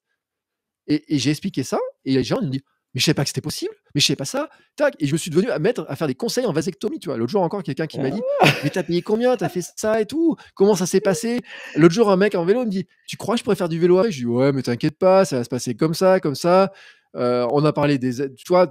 Enfin, mais pourquoi? Parce qu'en fait, comme tu le dis, on n'a pas moi, j'ai pas cette limite. C'est-à-dire que quand je Non? regarde ma fiche de poste, mon entreprise, il y a un patron, c'est moi. Et j'ai dit, et lui, Oui. franchement, je te jure, c'est un sale con. Franchement, ce patron-là, tu voudrais pas. Il est exigeant, il demande à faire des heures incroyables. Et hier, il me fait bosser à 4 heures du matin. Je te jure, 4 heures du matin, il m'a fait bosser. Il me fait finir à, garde, 21 heures, 22 heures et tout. Demain, à 5 heures du matin, les épisodes de podcast. Putain, il arrête pas, il arrête pas, il arrête pas. Et après, tu sais quoi? Il y a un comptable, c'est moi. Il y a un mec qui fait le marketing, c'est moi. Il y a un gars qui trouve les rendez-vous, c'est moi et tout. La réunion entre moi et moi, des fois, elle est un peu animée, mais n'empêche que la décision, elle se C'est prend ce super vite. Et moi, j'ai voilà. un dicton qui dit: «Décide rapidement, mais fais-le longtemps». C'est que tu prends la décision rapidement, Oui, et une fois que tu as décidé, tu t'accroches pendant quelques temps. Et tu sais, ça vaut en sport, ça vaut dans la perte de poids. ça Si vaut en j'avais fait tout. un Oui. régime pendant 3 jours, j'aurais jamais perdu 30 kilos. Si j'avais couru pendant Non. 3 jours, mais le jour où j'ai décidé que j'allais C'est le la faire, persévérance, la bonne stratégie, voilà, la persévérance. je l'ai Hey fait pendant Bertrand, plusieurs temps. c'est moi qui va manquer de temps. Mmh. Dis-moi, est-ce qu'on pourrait remettre ça? J'avais encore plein de questions pour toi, mais je Bien manque de sûr, quand temps. tu veux. Bien sûr. Ouais, Ah oui, OK. mais je t'ai pas dit, je suis blabla moi, je suis blabla. Non, mais c'est parce que j'avais plein de temps, mais moi, j'arrive à 14h30 ici à Québec et j'ai un autre rendez-vous qui m'attend malheureusement. Bah, Fait écoute, il y a pas de que, souci. magnifique, Bertrand. Hey, je te remercie. BertrandSoulier.com, si on veut toutes C'est les ça. informations. Un instant, regardez. J'espère que ça ne bloquera pas comme la première fois. J'envoie ça sur le stream. Vous allez voir Bertrand Soulier, son nom, bertrandsoulier.com. Vous allez sur son site internet, vous allez voir tous ses podcasts, avoir toutes les informations sur lui. Si Ouais, vous voulez le contacter, et puis, faites-le. si vous allez sur Apple Podcast, faites Bertrand Soulier sur Apple Podcast, Spotify ou n'importe quoi, vous allez retrouver tous les podcasts, et tous ils vont tous remonter, en fait. Bertrand, je te remercie beaucoup. Ça a été passionnant, mais je veux absolument qu'on remette ça, toi et moi. Ah bah, oui, bah, écoute, sans problème, c'est avec un grand plaisir. Merci beaucoup. Hey, mes chers téléspectateurs, téléspectatrices, à une prochaine. Au revoir tout le monde. Ciao. Ciao.